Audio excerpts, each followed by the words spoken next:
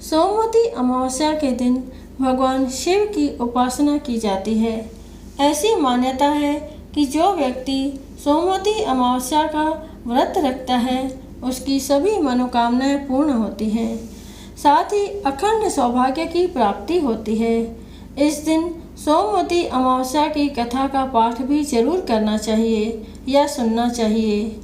आइए सुनते हैं सोमवती अमावस्या की कथा। गरीब ब्राह्मण परिवार था। उस परिवार में पति पत्नी के अलावा एक पुत्री भी थी। वह पुत्री धीरे धीरे बड़ी होने लगी। उस पुत्री में समय और बढ़ती उम्र के सभी स्त्रियोचित गुणों का विकास हो रहा था। वह लड़की सुंदर, संस्कारवान और गुणवान थी, किंतु गरीब होने के कारण उसका विवाह नहीं हो पा रहा था। उस दिन उस गरीब ब्राह्मण के घर एक साधु महाराज पधारे। वो उस कन्या के सेवा भाव से काफ़ी प्रसन्न हुए। कन्या को लंबी आयु का आशीर्वाद देते हुए साधु ने कहा, इस कन्या के हथेली में विवाह योग्य रेखा नहीं है। तब ब्राह्मण दंपति ने साधु से उपाय पूछा कि कन्या ऐसा क्या करे कि उसके हाथ में विवाह का योग बन जाए। साधु ने कुछ देर विचार करने के बाद अपनी अंतर्दृष्टि से ध्यान करके बताया कि कुछ दूरी पर एक गांव में सोना नाम की धोबिन जाति की एक महिला व बेटे अपने बहू के साथ रहती है, जो बहुत ही आचार विचार और संस्कार संपन्न तथा पति परायण है। यह कन्या उसकी सेवा करे और वह महिला इसकी शादी में अपने मांग का सिंदूर लगा दे। उसके बाद इस कन्या का विवाह हो तो इस कन्या का वैधव्य मिट जाएगा। साधु ने यह भी बताया कि वह महिला कहीं आती जाती नहीं है। यह बात सुनकर ब्राह्मण ने अपनी बेटी से धोबिन की सेवा करने की बात की। अगले दिन कन्या प्रातःकाल ही उठकर सोना धोबिन के घर जाकर साफ सफाई और अन्य सारे काम करके अपने घर वापस आ गई। एक दिन सोना धोबिन अपनी बहू से पूछती है कि तुम तो सुबह ही उठकर सारे काम कर देती हो और पता भी नहीं चलता।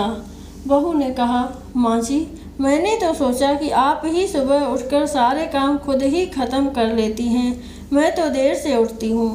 इस पर दोनों सास बहू निगरानी करने लगी कि कौन है जो सुबह सारा घर का सारा काम करके चला जाता है।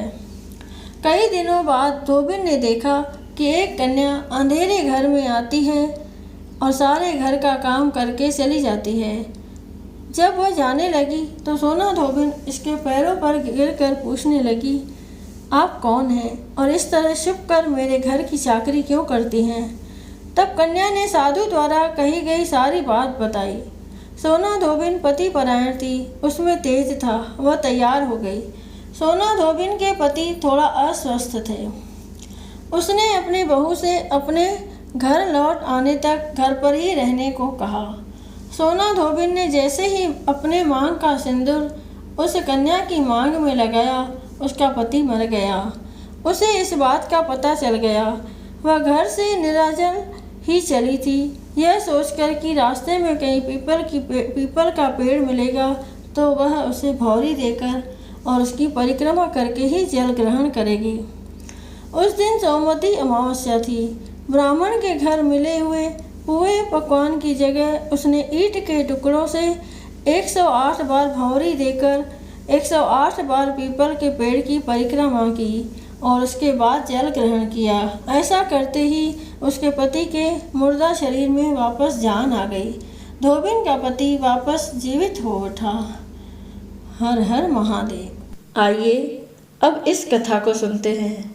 इस कथा को सुनने से सभी मनोकामनाएं पूर्ण हो जाती हैं। एक गांव में सास और बहू अकेले रहते थे और उनका बेटा विदेश में कमाने के लिए गया था। सास और बहू बहुत अच्छे से रहते थे। दोनों एक दूसरे की देखभाल करते थे। एक दिन बहू ने खाना नहीं खाया तो सास ने बहू से पूछा कि आज तुमने खाना क्यों नहीं खाया? तब बहू ने कहा कि सासू माँ, आज मेरा 3 पनौती अमावस्या का व्रत है, इसीलिए मैंने खाना नहीं खाया। तब सासू ने कहा कि बहू, ये व्रत क्या होता है और यह व्रत करने से क्या फल मिलता है, मुझे भी समझाओ। तब बहू ने कहा कि सासू माँ, 3 पनौती अमावस्या का व्रत करने से बहुत पुण्य मिलता है। घर में अन्न धन बना रहता है, सुख शांति रहती है तथा अटल सुहाग मिलता है और पुत्र प्राप्ति होती है। इस व्रत में प्रत्येक वर्ष अलग अलग खाना खाया जाता है और विष्णु भगवान के मंदिर में चढ़ावा चढ़ाया जाता है या फिर किसी ब्राह्मण को दान दिया जाता है। इस व्रत में पहले साल शक्कर, घी और चावल से बना खाना खाया जाता है। पहले साल व्रत पूर्ण होने के बाद 1.25 किलो चावल और 1 कटोरी घी तथा 1 कटोरी शक्कर का दान किसी ब्राह्मण को दान दिया जाता है। दूसरे साल जौ, घी और शक्कर से बना खाना खाया जाता है। जब दूसरे साल व्रत पूर्ण हो जाए तो 1.25 किलो जौ, 1 कटोरी घी तथा 1 कटोरी शक्कर किसी मंदिर में चढ़ाएं या किसी ब्राह्मण को दान देना होता है। तीसरे साल गुड़, तिल और घी से बने व्यंजन खाने चाहिए। जब तीसरे साल व्रत पूर्ण हो जाए तो आधा किलो तिल, गुड़ तथा 1 कटोरी घी किसी मंदिर में चढ़ाया जाता या किसी ब्राह्मण को दान दिया जाता है। इसे ही 3 पनौती अमावस्या व्रत कहा जाता है। फिर बहू ने कहा कि इस व्रत का अगर संकल्प लेते हैं तो इसे पूरा करना जरूरी होता है। अगर पूरा नहीं कर सकते हैं तो सास बहू में झगड़ा और घर में अशांति आती है। तब सासू ने कहा कि मेरी तो उम्र हो गई है, लेकिन तुम यह व्रत करो। और बहू यह व्रत का आरंभ करती है, लेकिन एक दिन बहू ने किसी के कहने पर गेहूं से बनी रोटी खा ली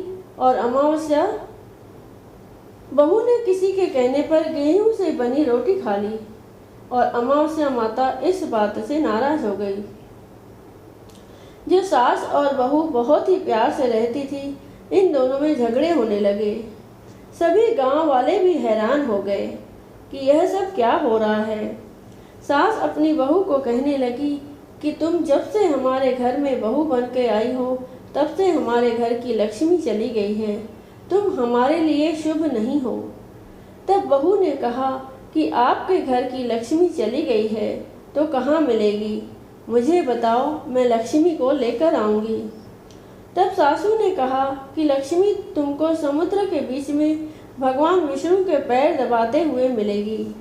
तब बहू यह कहकर चली जाती है कि अब जब तक मैं लक्ष्मी को लेके नहीं आऊँगी तब तक इस घर में पैर नहीं रखूँगी। इतना कहकर बहू लक्ष्मी की खोज में निकल जाती है। जब बहू लक्ष्मी को खोजने के लिए निकलती है तब उसे बीच रास्ते में एक गाय माता मिलती है। वह बहू से पूछती है कि आप कहाँ जा रही हैं। तब बहू ने कहा कि हे गाय माता, मेरी सासू मुझे कहती है कि मेरे आने से उनके घर में अन्न धन की कमी हो गई है और उनके घर की लक्ष्मी चली गई है, तो मैं लक्ष्मी को लेने जा रही हूँ। तब गाय माता ने कहा कि हे बेटी, अगर तुम जा ही रही हो तो भगवान से मेरे बारे में भी पूछ लेना। तब बहू बोलती है कि ठीक है गाय माता, बताओ, मैं आपके बारे में भी पूछ लूँगी। तब गाय माता बोलती है कि मेरा जब भी बछड़ा होता है वह मर जाता है, जिंदा नहीं रहता। तुम भगवान से पूछ लेना कि मेरे साथ ऐसा क्यों हो रहा है, मैंने ऐसे कौन से कर्म किए हैं। तब बहू बोली, गाय माता, मैं आपके बारे में ज़रूर पूछ लूँगी। यह कहकर बहू आगे बढ़ती है।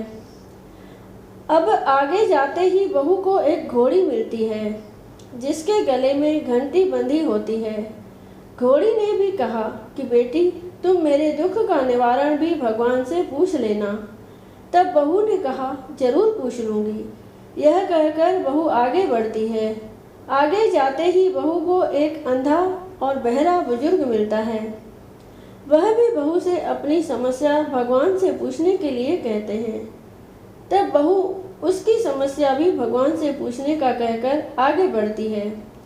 आगे जाते ही बहू को एक बूढ़ी औरत मिलती है जो हाथ और पैर से अपाहिज होती है। वह भी बहू से अपनी समस्या भगवान को पूछने के लिए कहती है।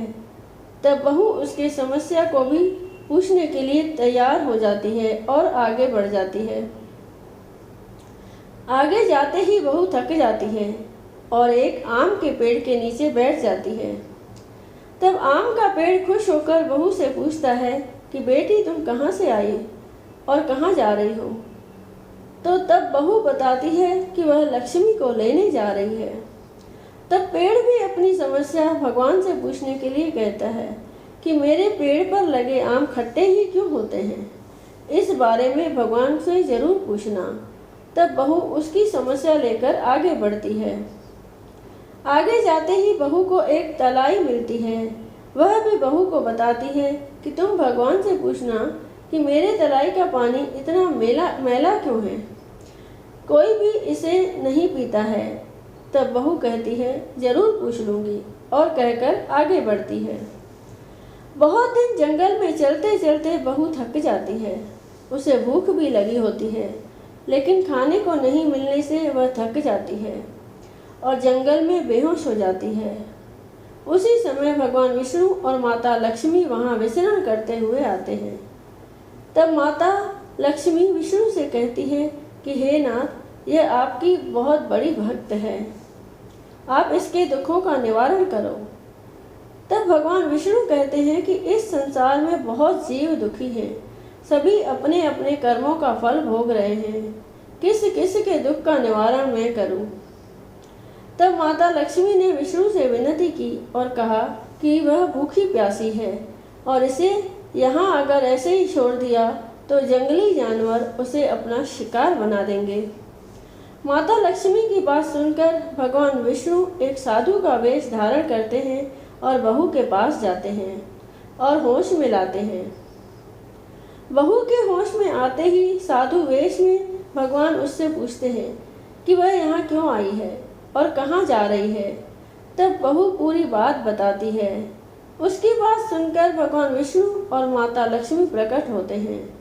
उनके साथ अमावस्या माता भी प्रकट होती है। बहू उनके चरणों में गिरकर वंदन करती है। अमावस्या माता बहू को कहती है कि बेटी, तूने मेरे व्रत को खंडित किया है, इसी की सजा मिली है तुम्हें, लेकिन अब मैं तुम्हें माफ़ करती हूँ और तुम घर जाओ। तुम्हारा घर अन्न धन से संपन्न होगा, तुम्हारा घर सुंदर महल में बदल जाएगा और तुम्हारी सभी मनोकामना पूर्ण होगी। यह सब होने के पश्चात बहू रास्ते में जो भी मिला उन सभी के दुखों का निवारण करने के लिए विनती करती है। तब भगवान विष्णु बोलते हैं कि गाय ने कभी अपना दूध किसी को नहीं पिलाया, उस वजह से उसके बछड़े जिंदा नहीं रहते हैं। तुम उसका दूध पी लेना, जिससे उसके बछड़े जिंदा रहने लगेंगे। घोड़ी पिछले जन्म में आटा पीसने वाली महिला थी। वह किसी को आटा पीस के नहीं देती थी, इसलिए उसके गले में चक्की के पाट बंधे हुए हैं। तुम उसके पाट खोल देना, वह बिल्कुल ठीक हो जाएगी। बुजुर्ग कभी भगवान के मंदिर नहीं गया और ना ही उसने कभी भगवान के भजन सुने। तुम उसको मंदिर ले जाना और दर्शन करवा देना, वह ठीक हो जाएगा। बुजुर्ग महिला जो थी, उसने कभी भी अपनी जवानी में दान पुण्य नहीं किया, इसीलिए उसे यह सजा मिली है। तुम उससे दान करवा देना तो उसकी विकलांगता दूर हो जाएगी। उस आम के पेड़ ने कभी किसी बच्चे को अपने आम खाने नहीं दिए, इसीलिए उसके सभी आम खट्टे होते हैं। तुम उस पेड़ का आम खा लेना, फिर उस पेड़ पर मीठे आम आएंगे। तलाई का पानी पिछले जन्म में देवरानी जेठानी थी, वह हमेशा झगड़ती रहती थी, इसके लिए उसका पानी मैला है। तुम उसका पानी पी लेना, वह तलाई शुद्ध हो जाएगी। बहू ने भगवान विष्णु, माता लक्ष्मी और अमावस्या माता को नमन करके घर जाने के लिए निकलती है और रास्ते में उसे जो जो मिला उनके सभी समस्या भगवान ने कहा अनुसार दूर करती गई। सभी उसे आशीर्वाद देते हैं। घर जाते ही उसका घर एक सुंदर महल में परिवर्तित हो जाता है तथा घर में अन्न धन भरा मिलता है। अब बहू सास से कहती है कि सासू माँ, आपने सच कहा था, मैं आपके लिए शुभ नहीं हूँ। मेरे जाने से ही आपके घर में लक्ष्मी आई है। अब आप यहाँ रहें, मैं मरने जा रही हूँ। तब सासू ने कहा कि बेटी, यह सब तुम्हारे पनौती अमावस्या व्रत का फल हमें मिला है। तुम यहाँ पर ही रहोगी, कहीं नहीं जाओगी। और सास बहू खुशी खुशी रहने लगे। एक दिन उसका बेटा भी विदेश से आया और घर में यह सब देखा। तब उसकी माँ ने सब बात बताई। इस तरह वह लोग खुशी खुशी रहने लगे। बोलो विष्णु भगवान की जय। बोलो माता महालक्ष्मी की जय। बोलो अमावस्या माता की जय।